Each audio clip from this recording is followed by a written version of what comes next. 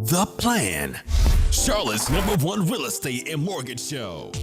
Afternoon and welcome to The Plan. This is Brad Roach, the mortgage planner, joined on video, which is not as normal. I don't know if from the radio side you're going to kind of see us hanging out this time. I'm joined with Lori Lord. Good morning, Lori. How are you? Good morning. I'm great. Lori Lord Realty. We're going to come back to you because I got Yusuf down from Element Funding down in Charlotte helping us out as well today on the show. What's going on, guys? Good morning. And I'm glad to have you both here this morning. So it's, I don't know if you say happy hanging out in your house time, or I got the opportunity to come to the office. They snipped my internet, the lawn guy who just mentioned it to you.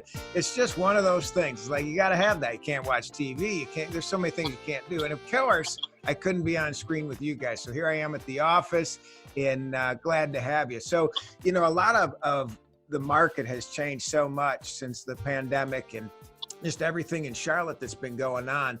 Yusuf, I'm going to start with you on your side of it and kind of just what kind of feeling are you having? You've been doing loans for how long? Give a little bit of information on yourself if you would. Been doing loans for about 5 years now, going on 5 years, yeah. So you've been in a good market. You know, I think the market has been great the last 5 years and you've got great experience at helping clients get decent rates. But, you know, talk a little bit about the rate environment for people borrowing, because, you know, I see it in pretty good fashion right now to be borrowing. How do you see it? I think it's probably one of the best times to be borrowing. Rates are at all-time lows. We're lending at it's all-time low rates. We're lending in a very responsible fashion. We're seeing even purchases coming up by 12% in the last week. So it's a great time. There's still a lot of homes out there, great inventory. So it's a great time to buy. It's a great time to refinance even. You know, average rate of somebody, you know, they always say when you're in the mortgage business, what are rates? You know, that's like how's the weather to a mortgage guy. How do you answer that right now? So last week we were looking at 3.45 on the average contract rate for purchase applications. So that's historically, it's a very good rate to be at. We're going to come back to a little bit of how some of the pricing is working and what clients are paying for certain loans and some other loans. I want to talk about the money piece of it, but let's bring Lori in a little bit on what's going on in Charlotte from, you know, the market and as it stands still. I'm hearing good things that people are still out buying. We're getting contracts. Yusuf's getting contracts in, and it's not just a refi business, and people are ready to get out of the house. What are you seeing? Well, you know, I get kind of like, what's the rates? I get, no matter what I'm doing, friends, family, sphere, you know, how's the market? And they're worried. They're saying, are you feeling like this is similar to, you know, 2008, you know, to the previous housing crash? And it's just not. I mean, it is not. We still have we have lower inventory than we have demand, lower supply than demand, which keeps our market strong. And I think people really need to think about appreciation when they think about the difference between the market now and the market then. Back then, I think Yusuf and I were talking about, it might sound bad that the regulations are harder to get a loan now, but they actually are protecting the public, because now when somebody actually gets a loan, they can actually afford their home. They're not doing these 5-1 arms that we saw back then, where people's rate went from 2% to 3% to 4%. And at the end of the day, I'm going back to list a house and they just couldn't afford their mortgage anymore. So now that the parameters are more stringent, it's keeping our buyers strong, and it's keeping what they can actually afford their home. So we're not going to see this big dump of foreclosure. So I think when people think about this versus then, they need to realize that we were overflowing with inventory. You know, I had 20 some listings at one point that weren't selling. Still, even today, we can't keep a home on the market for more than a week. So it's still a great time to buy. And we're really excited because actually what this has done is encourage people to kind of speed up the process, in that instead of, hey, let's meet for coffee to get to know each other in 2 or 3 days, we're getting him on a Zoom call. We had a gentleman on a Zoom call yesterday. It made him very comfortable with Yusuf and very comfortable with the lending process, versus just kind of talking to a lender on the phone and never really getting to know him. I think And I that's just a thought it big was shift. great. That's a big shift in how you can do business now that, you know, I think it makes it more comfortable. You know, we're doing the radio, for crying out loud. We got video now, and you're able to see who you're talking about and what you're talking with. And there's a lot to that. You know, Yusuf, I think it brings in another point as she's talking about prior markets where people are not employed. You know, some of them are not employed that are looking for these decent rates, or for crying out loud, I think it's the best market I've seen in 26 years of doing loans. And it is different because your prices have not gone down. Your inventory is lower. Well, what happens when the floodgates open? You know, having the employment is a big part right now. So if they're not employed or they're on furlough, we're not able to get them a loan right now. Is that correct? That is correct. Yeah, and we're also seeing some credit restrictions come into play. But to be very fair, when everything gets back to normal, all of those things, once liquidity comes back and stability comes back into the market, all those people will then be able to go back out and take advantage of these low rates, because rates aren't, in the foreseeable future, they don't seem to be going up anytime soon. So it's still a great time if they just hold on tight. Mecklenburg County's already letting go of the restrictions, additional restrictions that they had. So it's just a matter of time now, it seems. Lori, how are you seeing the house showing piece and getting people into houses and things right now? Well, as of tomorrow, we can go back to the way we did things originally. So Mecklenburg was lagging a little bit behind other counties, and they've agreed to catch up. So thank God. So we're going to be back to normal in that regard. There are still going to be some sellers where the home is occupied. It's going to be their choice. If they're not comfortable with us going through the home, then we'll figure out a way to do it virtually. I've always done virtual tours and videos of my listings, but this has prompted other agents that weren't doing it before to do that, as well as the more, what do you say, like the 360 views of homes where people can kind of zoom in and actually come in and out of a room and get a better feel for things versus just these realtors that were throwing 30 pictures on and you're like, what room is that? So that's changed, and it's great because it really helps with our out-of-state people. I would say 50% of people that I am working with as buyers have come from out of state. And in reality, we've been doing this a while. I've been FaceTiming them from homes for a while. We'd get it under contract, and then within that due diligence phase, they may come in and just check it out. But 9 times out of 10, if the listing agent really hasn't marketed properly, which more and more are doing right now with better video and virtual tours, we don't necessarily need to go in 20 homes like we did maybe 2 years ago. We can narrow it down virtually to 2 to 3 homes. And one great thing that's a lot easier. That's a lot easier. But I think also, you know, every realtor would love to be able to show them online like that. It's more efficient. But I think the buyer, you know, there's a standpoint from that being more efficient. And the hard part was, to your point, there weren't enough good pictures or the videos. That whole game has upped, which is very cool for people relocating.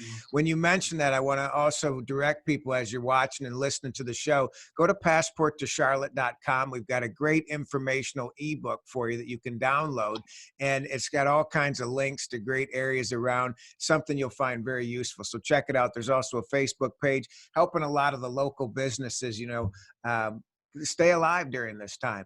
Yusuf, what are some other points in the market, you know, that you're seeing from the refinance side? You know, a lot of people have called on refinances, and I want to shift into the conversation of forbearance, because a lot of people have also taken forbearance on, and I've gotten a couple calls myself as, hey, should I do this? You know, where are we at with some of the refinances and forbearance and things of that nature in the market? Loaded question, by the way. Loaded question. So it's a great time to refinance. I think you'd be putting yourself in a great spot if you can lower your rate, take advantage of a shorter term, even cut some years off your mortgage, consolidate some debt. It's a great time to take advantage of low interest rates to consolidate some debt. As far as forbearance goes, it's a smart thing to do. As far as forbearance goes, we're seeing Freddie Mac come out with some additional restrictions that they had that they are trying to alleviate. They're saying that they don't want people to end up owing a lump sum once the forbearance is over. We're seeing That's good. People don't want to owe a lump sum either. No, they don't want to owe feelings mutual, right? Yeah, that's the danger of it. So just be careful if you're thinking about it. make sure you read through it. If you don't know what you're reading, you can give us a call. We'd be happy to walk you through it. But really, if you skip these payments, make sure that you don't owe all those payments all at once. It's going to be very difficult, especially if you're struggling today, 4 months from today, to owe 4 months worth of mortgage payments. I had a And client call in and asked, should I do it? And she's been very diligent on a 6-month, 8-month savings of Yeah. her survival number, what it costs to pay those bills. And I said, by all means, if you don't have to do it, do not do it. I think there's I've got a fuzzy picture on the lending side of, will there be issues with you qualifying if you did go into forbearance, and how's that going to show on the credit? That tends to wash out, not necessarily today. So I think there are still some unknowns. But if you can afford to keep going, by all means, keep doing that, because it's going to be the best option, I think, for credit in the long run. Yeah. so can I mention, like, I have an Airbnb and I was offered a rapid refi, which will take my interest rate down 0.5%. And even though it was through my existing company, of course, Yusuf's awesome. So he looked it over for me. And, so people are trying right now to basically forbear 3 months payments. That's what most mortgage companies are offering. So it's pretty interesting to think that, okay, I can refi, go down 0.5%, and time my closing in a way that if I'm closing in the beginning of June, my first payment on that new mortgage is not going to be till August. So I basically have kind of deferred 2 payments without having to deal with forbearance. So I thought that was kind of a great way to go with a Airbnb property that sat empty for about a month. But we are booking up again, which is a strong sign. I mean, last week I started getting requests, and to me that is indicative of our market, because people coming here are the ones that are visiting their family. They end up buying. They end up asking me, hey, you're a realtor, can you set me up on a search? So I was excited to see the bookings pick back up.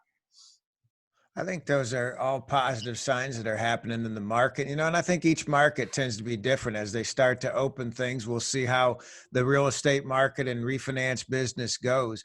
But as you look at technology, I think that's played a huge part in people being able to stay active in the real estate and mortgage side.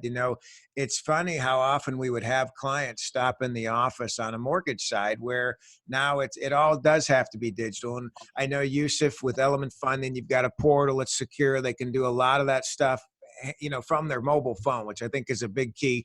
We'll flash your website out, so make sure people have both of your contact information. Is there anything else, Lori, from your side of it that you want to share just in general on what you're seeing in the market from your standpoint of day-to-day activities? Definitely. So in, I would say, December, January, any buyer that I had was strong loans, conventional, 10%, 20% down, 30-day close dates, a good due diligence and earnest money fee. So we were strong offers.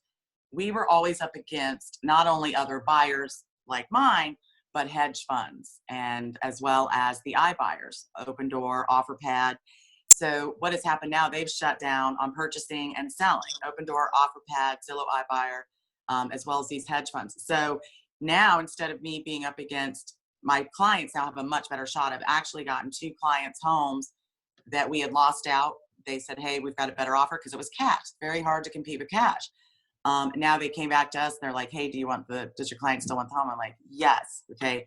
So what that's doing is now when I'm going to be showing, for example, the gentleman that Yusuf and I did a Zoom call with yesterday, first time buyer, able to buy 300,000, which is amazing. Great kid.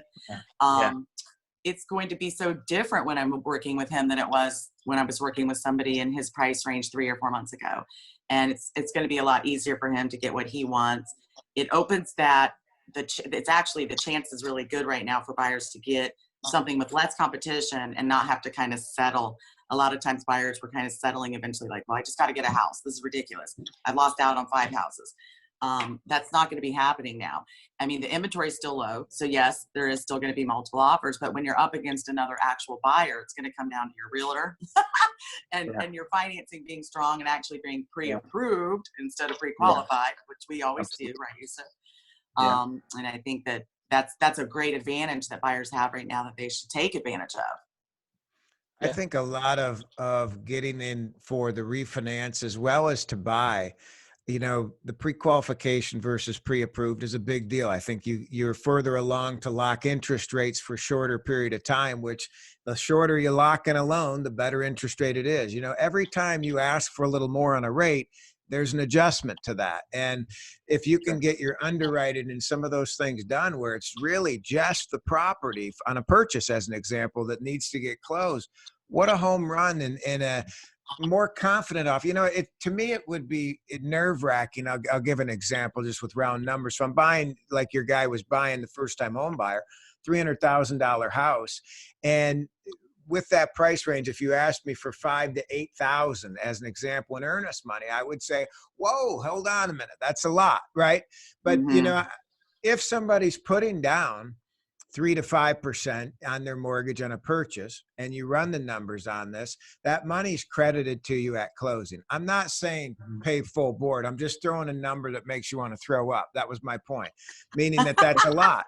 But if you have the confidence of a pre-approval, you have the confidence of a lot of the paperwork that's gone in line, then you are able to do just the property, and you have that period of time, which makes your offer stronger, to Lori's point. I think those are all huge ways to come into the market right now. I question, when all of this lightens up a little bit, now I'd love both of your guys' opinions on this.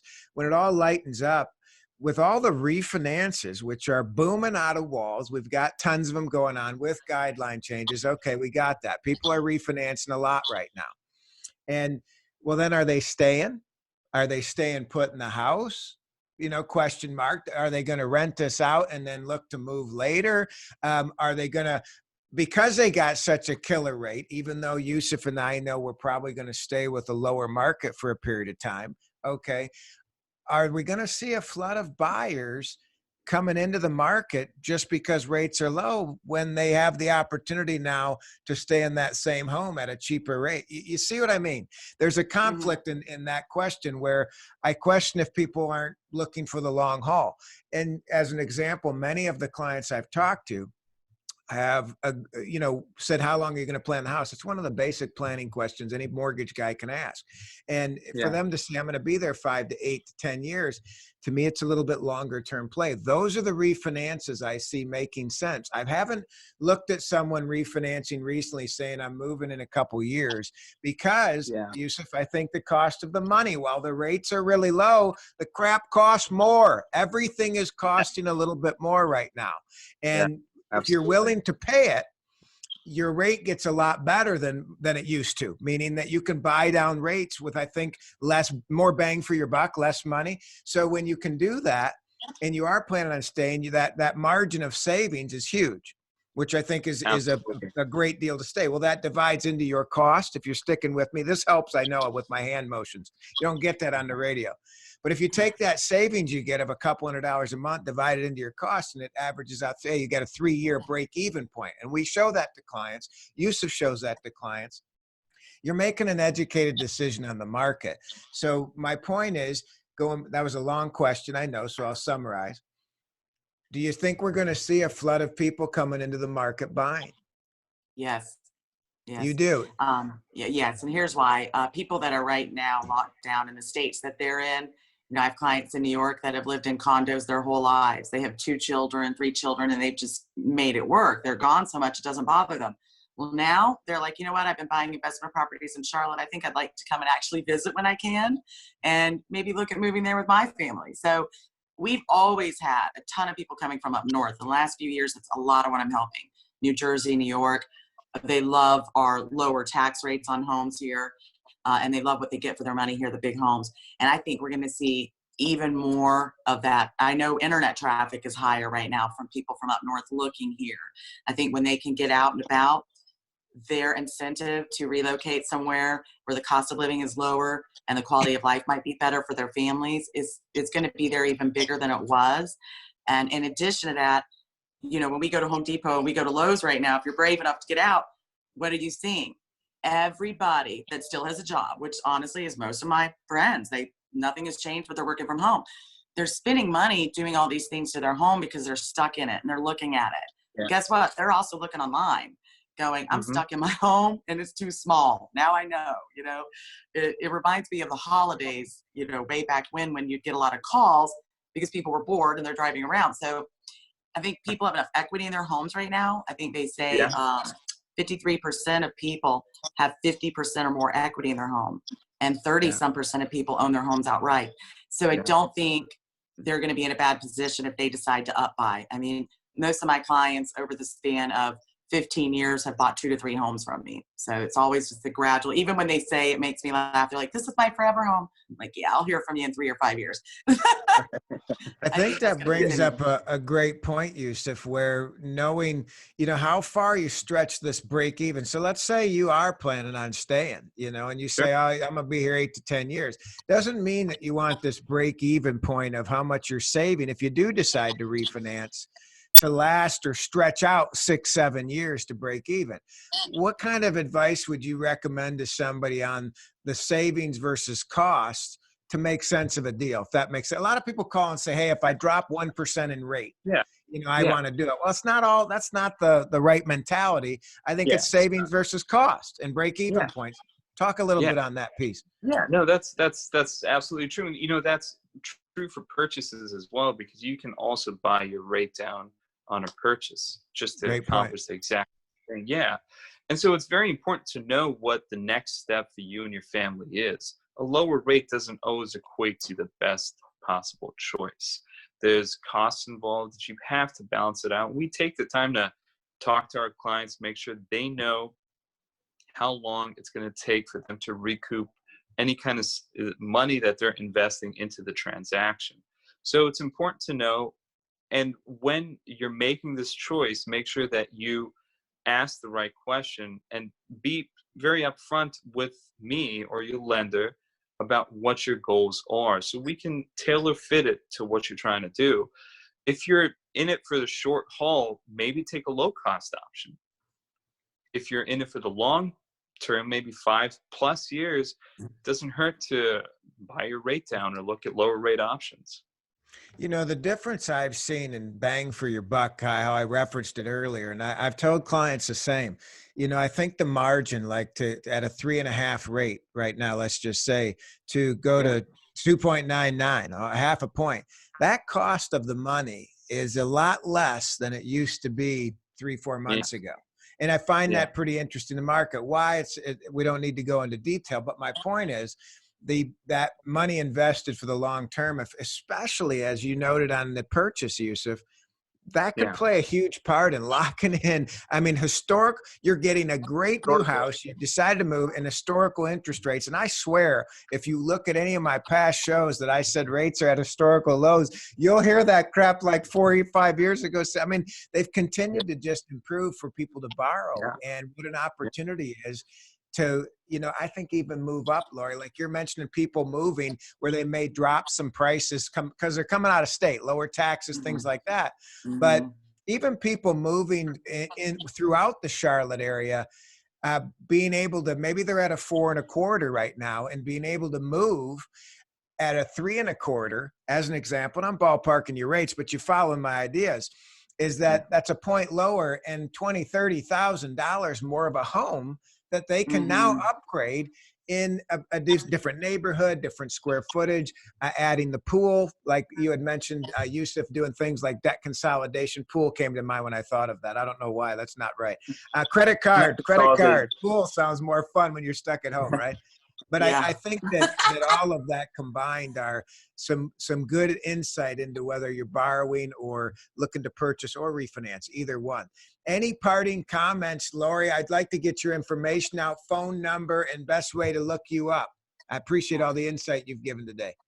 Thank you. Well, my website is just my name, LoriLord.com, and you'll find my number and everything on there. My company is Lord Group Realty, and we also have a YouTube channel named Lori Lord. And I just want to give a quick plug to Yusuf with Element Funding. I've worked with many lenders over the last 17 years, and literally almost every one of them would simply pre-approve somebody to the price point that the max, and then send it over. And then you take these buyers out, they get excited, then they realize what their payments are. So Yusuf has been the one lender that I do not have to remind. Yusuf, don't just tell them and I what they qualify to. Let's find out what they're comfortable with their payment. I always like to know how high they could qualify because they might end up kind of going in between there based on what they're looking at. But it really makes a big difference when you're working with a buyer that knows from the lender, this is what my payments look like. Taxes, insurance. Yusuf takes the time to break it down per county.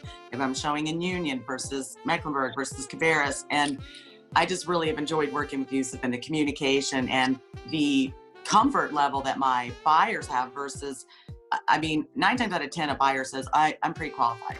I've heard it, right? So unless you're pre-approved, you're not going to look at homes with me. I say it much nicer than that, but it's really been great because they think they're pre-qualified or pre-approved and they're like, yeah, it seemed a little easy. We just put a little information online.